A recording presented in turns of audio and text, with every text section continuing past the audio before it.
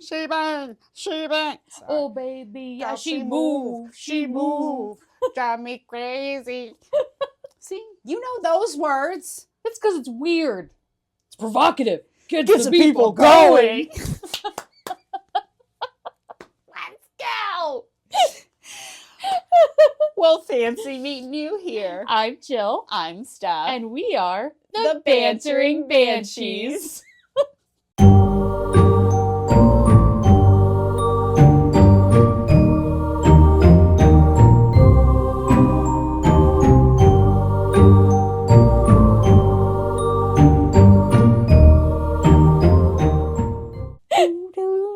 It's like I don't even blink as we're saying it. I was like, if I blink, we might fuck up. That's like our good luck charm, and we don't even know it. I love that. I love that for us. My eyes are like burning, and I'm like, where are the Bantering Banshees? This one was getting a little dry. I was like, the Bantering Banshees. Peel my eyelid up. Insert sinister voice. Hey, Billy. What's up, Bill? Billy! For those of you who don't know, Billy is the ghost that lives in my home. Her trickster. He likes to play with my toys. Because, yes, I have toys and I am 36 years old. You know. Just creepy dolls, but they're my toys. They're my babies. They're my babies. Babies. They make you happy. That's all that matters. They do. Chickens! Chickens! No ADD here. No, none at all. None in this room. No. No. Anyway, what are we here for? We are here for the Waverly Hills Sanatorium. Oh my God, I'm so excited for this.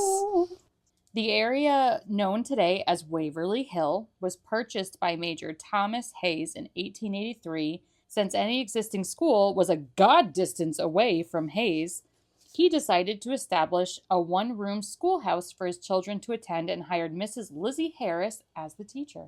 Yeah, you got to do that back then. He was just like, come with me. Come with me, and you'll be the teacher of Waverly Sanatorium. I thought we were singing that song. Wait, isn't it kind of like, it's like we were doing rounds? Yes. Yeah. We could do that. Ooh. Ooh. Oh. They'll kill us at work. You're just going to start singing, I'm going to pop up, and you'll be in a world.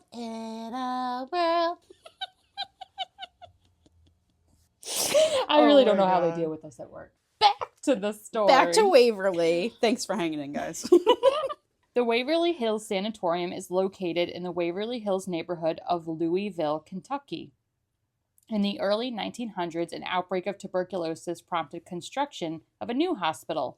The sanatorium opened in 1910 as a two-story facility able to accommodate 40 to 50 patients. On August 31st, 1912, all tuberculosis patients were relocated to temporary tents on the grounds of Waverly Hills pending the completion of a hospital for more advanced cases. They had them in tents? In tents. Like, can you imagine you're sick, you probably are going to die. You're dying, yeah. And they're like, we're just going to put you in a tent because we're redoing the hospital. Oh my God. I can't even imagine what these poor people went through. Right. And they wonder why they're haunting it. Yeah, they wonder why why is this ground so haunted? We guys had people dying in tents. And seriously. Then you're like, just die there. We're finishing the building. In December 1912, it opened to be able to house another 40 patients. In 1914, a children's pavilion was added, and now there was another 50 beds added to the hospital. The new structure was known as Waverly Hills, and it opened 2 years later in 1926. So it was considered the most advanced tuberculosis sanatorium in the country, but even then, most of the patients succumbed to the disease. The main use for the hospital was to isolate those who had come down with the disease and to keep them away from the ones who did not have it. Families were tragically divided, forced into the sanitarium with little contact from their loved ones, and the asylum functioned as an island, producing its own food, raising its own animals, and even ran a functioning post office. So they're pretty self-sufficient. Mm-hmm. Where's their electrical plant? They don't have one. See? Just the hotels. Just the hotels. They're like, no, that's okay. Put that horse on a wheel, have him spin for a few hours. Are good. Get some tinfoil, reflect it, solar heating. You've got it. Many things were done to try to cure the disease. Patients' lungs were exposed to ultraviolet light to try to stop the spread of the disease. And since fresh air was thought to be a possible cure, patients were often placed in front of huge windows or open porches, no matter what the season. Yes, that part I do know. That is horrid. No, that's barbaric. There are actually pictures of patients lounging in chairs, taking in the fresh air while covered in snow. Like, they're going to die because they're going to get pneumonia. If the tuberculosis doesn't take them, the cold will. Like, what the hell was their thought process? I know it's snowing, but this is going to cure your tuberculosis. And this is like 1800s snow. Yeah. This isn't nowadays snow where we get like maybe 2 feet. No, this is when they got like 15, 20 feet. Right. And like the town shut down for 4 weeks until everything melted. Oh, wow. No. Choices were made. They would put balloons and surgically implant them into the lungs and then fill them to expand them. What? Like, can you imagine you go in for the surgery, they put balloons inside of you and expand your lungs, thinking that it was going to fix your breathing habits. Oh, I did not hear that one. So the worst one was there was an operation where muscles and ribs were removed to allow the lungs to expand further and let in more oxygen. Needless to say, that often had a disastrous result. Yeah. Yeah. Shocking. Yeah. I wonder how many times they did that procedure They're before like, we're just going to take some of this out. You don't need it all. I know you were born with it, but we're going to be like, maybe you don't need it. We'll let you know if you survive. But it's like, where was their thought process in that part? Because at the end of the day, that's not something we would ever do long term to people. No, but this is also the time of like bloodletting. Mm. When like, oh, you got to get the sickness out of your blood. And it's like, that's not how that works. No. Thank God for the advancements in medicine and we aren't still doing shit like Thank that. God. Thank God. Thank somebody. Thanks, anybody. Whoa. Oh my God. I can't imagine going through or even having to witness, like being a nurse in that place. Yeah. And having to witness this stuff happening. Because you're pretty much watching experiments. Exactly. Because there is no cure. So you're doing whatever you are thinking is the best. Hopefully. And kudos to the nurses who had to take care of these patients because these were gruesome things that were happening. And to watch this happen and have to take care of them, knowing they're going to die. Yeah. And it didn't stop. No. Oh, wow. So if you didn't survive, which most did not, shocking, your body actually went through the body chute. And I know you know what the body chute is. Yes. I sickly want to go in there. Same. Do you? There's actually a YouTube video of, because normally when you watch the YouTube videos, people will just like throw things down the tunnel. Yeah. But I watched this one YouTube video where these girls actually walked the tunnel. They made it? Yeah. Oh! I was like, I want to walk this tunnel. So bad. So badly. So I will piss my pants bad. as we're doing it. Absolutely. But I totally want to walk the We'll tunnel. stay warm. Yeah. Get on, buddy! It's okay. Come on. I've already got one at home. You can come down. Oh, God. Yeah, no. We have to. The tunnel. So this enclosed tunnel for the dead led from the hospital to the railroad tracks at the bottom of the hill. Using a motorized rail and cable system, the bodies were lowered in secret to the waiting trains. And this was so the patients wouldn't see how many people were actually dying because they thought your mental health is just as important. And if you see all these people passing away, you're going to get even more sick because mentally you're not going to be okay and you're not going to be able to fight this. I mean... Which makes sense. To an extent, yeah. They're not 100% wrong with that. Right. Because it's like when you're in a nursing home and people pass away and you have to close the doors. Correct. It's the same thought process, but can you imagine if they hadn't done that and you're just watching body after body after body. No. And I know there are places that they did do that. Yeah. So it's like the fact that this was, yes, it was done to be like secretive, but it was for the better of the patients. Right. It's not something you hear a lot of happening back then. No. So it's like really, I don't want to say like noble, but it's at least they had that going. It's an advancement for their time. Mm-hmm. Yeah. Because at that time, most people didn't think about the mental health aspect at all. If we were alive, we would have been lobotomized. Yeah. Absolutely. Oh, God, I'm so glad we didn't live in that time. Thank God. Tuberculosis cases gradually lowered, and remaining patients were sent to Hazelwood Sanatorium. Sanatorium. After being vacant for some time, the building was reopened in 1962 as Woodhaven Geriatric Center, a nursing home primarily for dementia patients or severely mentally handicapped patients. You had all these people die, and then you go and make it a nursing home. And like we've said in other episodes, the moment you put a nursing home anywhere and you have people who are passing away, you're just adding to... Yeah, that's not a good combination. No. You're just putting trauma and loss on top of each other, and you're creating a spirit sandwich.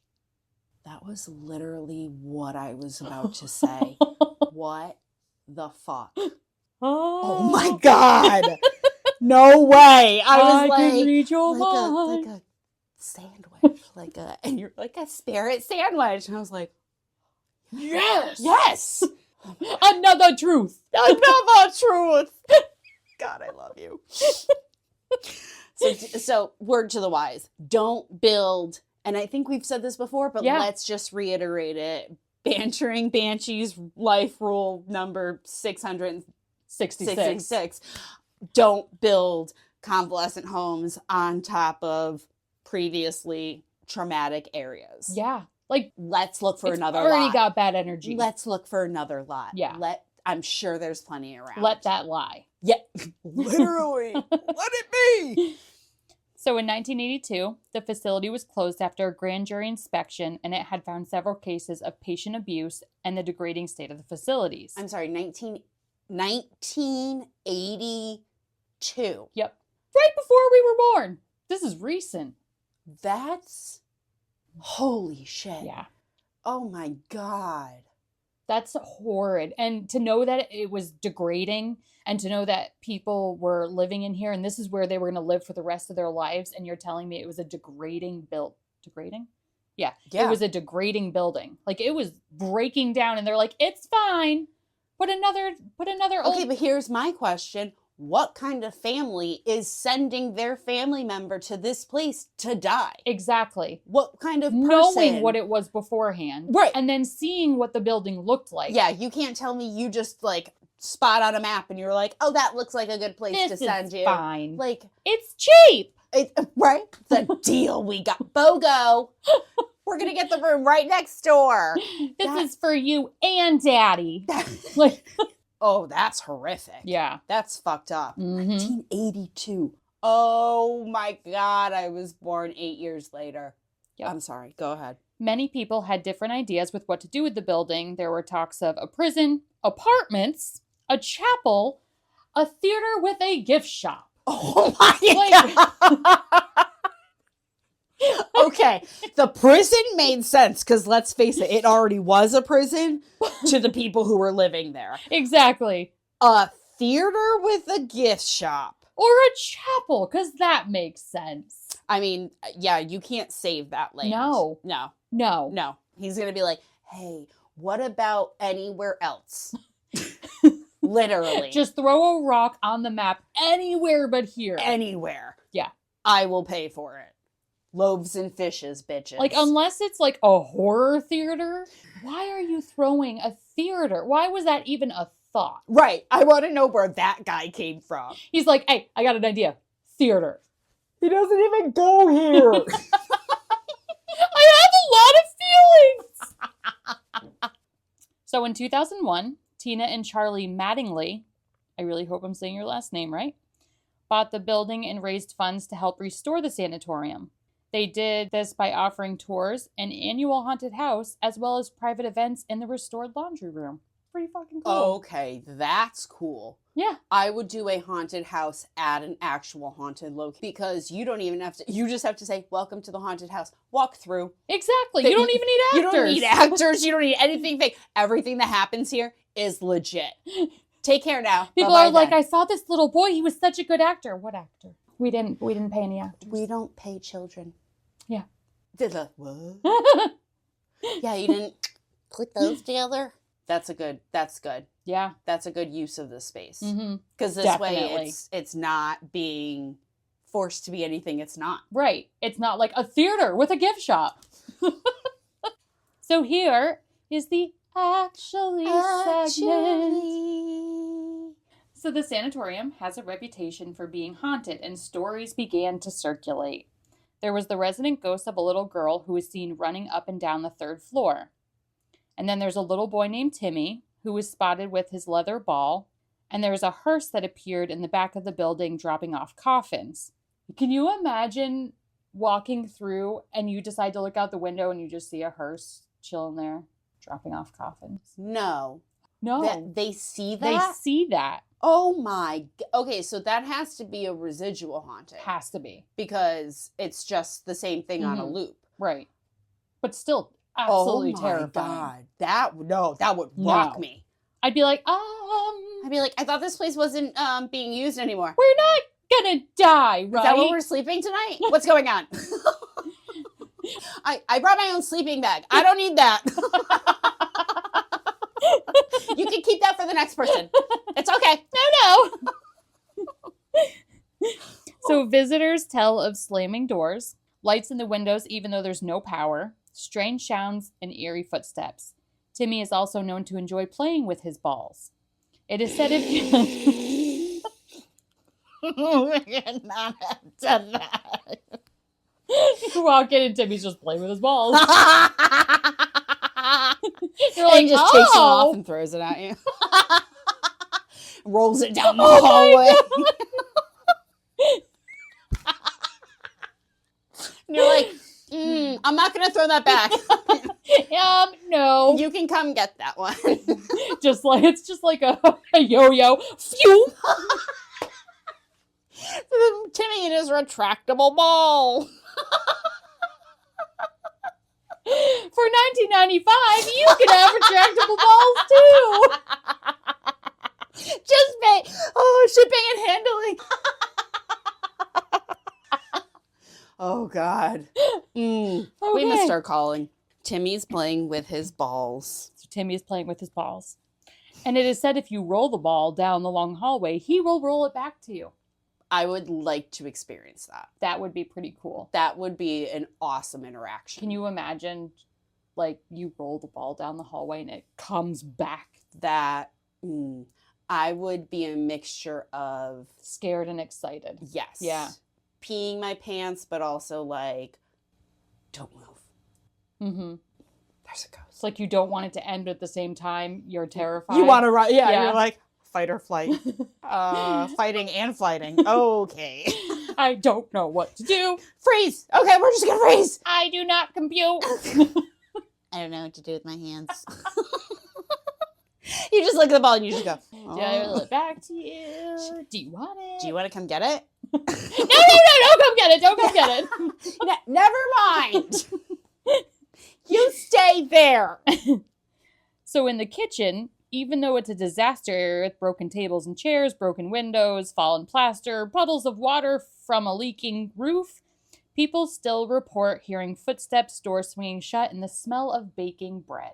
Ooh. Which is pretty freaking cool. I kind of like that I one. know. But I do have a question for the owners. Why is it like that?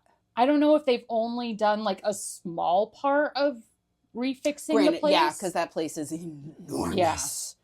Enormous. Mm-hmm. And Yeah. I'm sure it's going to take a lot of money. They probably just make sure it's not like the foundation's okay, Right, so they don't have to worry about it crumbling. Right.